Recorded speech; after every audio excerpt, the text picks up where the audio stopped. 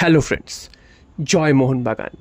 অবশেষে সিনিয়র দলের আপডেট এলো। আমাদের সবারই দাবি ছিল যে সিনিয়র দলের প্র্যাকটিস কবে থেকে শুরু হবে।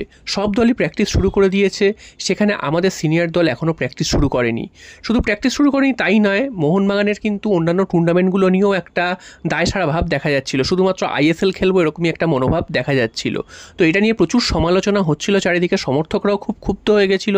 কেন মোহনবাগানের সিনিয়র দল এখনও অবধি প্র্যাকটিসে যোগ দিল না, বা এদের কি কাজ রয়েছে, কেন এরা বসে রয়েছে এতদিন ধরে, কেন ম্যানেজমেন্ট এদেরকে ডাকছে না যোগ দেওয়ার জন্য, এটা নিয়ে কিন্তু সমালোচনা চলছিল। তবে অবশেষে কিন্তু ম্যানেজমেন্ট নড়ে চড়ে বসেছে, যদিও অনেকটাই দেরি করে ফেলেছে, কারণ আরও আগে থেকে এই ট্রেনিং শুরু করা উচিত ছিল। এবং যদিও এত পরে ঘুম ভেঙেছে, তাও একটা ভালো যে মোহনবাগান অন্তত ডুরান্ড কাপের নকআউট স্টেজে যাতে সিনিয়র দল খেলতে পারে সেই রকম একটা ব্যবস্থা করার চেষ্টা করছে। তো এবার মোহনবাগানের ভারতীয় যেসব প্লেয়াররা রয়েছে তারা মোটামুটি 24-25 তারিখ কলকাতায় এসে যাবে এবং স্কোয়াডে যোগ দেবে। আর বিদেশি প্লেয়াররা সম্ভবত অগাস্টের প্রথম দিকে ভারতে আসবে। তো মোহনবাগানের 3টে খেলা রয়েছে ডুরান্ডে, একটা 31 তারিখ, একটা 5 তারিখ এবং একটা 8 বা 9 তারিখ রয়েছে। তো সেই ম্যাচগুলোর খেলার পর নকআউটের ব্যাপার আসবে। তো নকআউটে কী হবে সেটা পরের ব্যাপার। মোহনবাগান নকআউটে যেতে পারবে কিনা সেটাও একটা প্রশ্নের, কারণ এই টিম নিয়ে কত দূর যাবে সেটাও এই মুহূর্তে দাঁড়িয়ে বলা সম্ভব নয়। তবে যদি মোহনবাগান নকআউটে ওঠে সেক্ষেত্রে কিন্তু এই প্লেয়ারদের খেলার সম্ভাবনা একটা থেকে যাবে। তো এবার প্রশ্ন হচ্ছে, এই প্লেয়াররা যদিও নেমে পড়ে নকআউটে গিয়ে তারা কতটা মানিয়ে নিতে পারবে সেই বিষয়ে। কারণ যদিও প্র্যাকটিস করে থাকে, ভারতীয় প্লেয়াররা হার্ডলি 15 দিন হয়তো প্র্যাকটিস করার সুযোগ পাবে এবং বিদেশিরা হয়তো 10 দিন মতন প্র্যাকটিস করার সুযোগ পাবে। তো এই 10 দিন বা 15 দিনের প্র্যাকটিসে কি ম্যাচ ফিট হওয়া যায় বা একটা ম্যাচে ভালো খেলার মতন পারফরমেন্স করা যায়, যেখানে অন্যান্য দলের বিদেশি বা স্বদেশি প্লেয়ার তারা কিন্তু এতদিন ধরে প্র্যাকটিস করছে? এটা কিন্তু অবশ্যই মোহনবাগান ম্যানেজমেন্টের একটা দায়, সেটা কিন্তু বলতেই হবে। কারণ মোহনবাগান ম্যানেজমেন্টের এই দায় সারা ভাবটার জন্যই কিন্তু এই জায়গাটা এসে দাঁড়িয়েছে।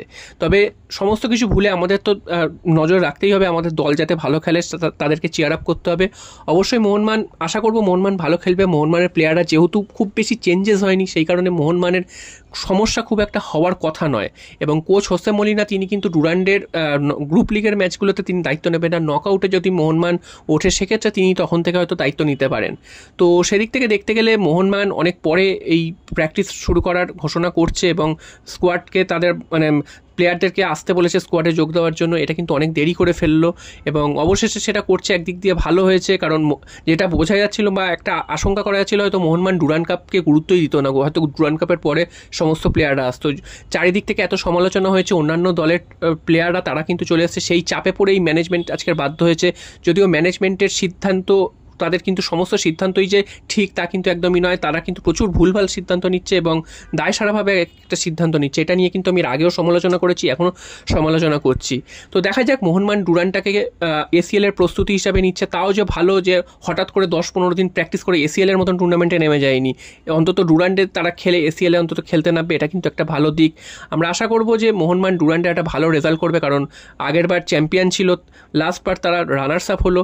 তো পরপর দুবার কিন্তু ফাইনালিস্ট মোহনবাগান। তো সেই দল খেলতে নামছে, অবশ্যই তাদের একটা সম্মানের ব্যাপার রয়েছে এবং মোহনবাগান খেলতে নামছে একটা সম্মানের ব্যাপার রয়েছে।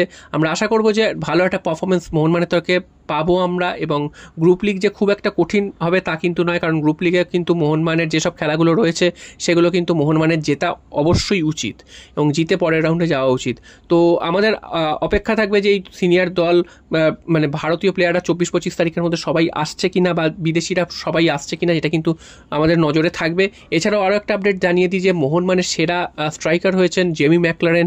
29শে জুলাই মোহনবাগান দিবসের দিন তাকে পুরস্কার দেওয়া হবে। তো সেই পুরস্কারে তিনি সশরীরে হাজির থাকবেন সেটাই কিন্তু জানা যাচ্ছে। অর্থাৎ জেমি ম্যাকলারেন হয়তো 2-3 দিন আগেই চলে আসবেন কলকাতায়, সেই রকম কিন্তু তার ভিসাও ব্যবস্থা হয়ে গেছে। যদি সেটা হয় তাহলে কিন্তু মোহনবাগান দিবসে একটা বাড়তি আকর্ষণ হবে জেমি ম্যাকলারেন, এবং জেমি ম্যাকলারেনের যে প্রাইস নিচ্ছে মোহনবাগান দিবসে এটা কিন্তু একটা বাড়তি আকর্ষণ হবে। জয় মোহনবাগান।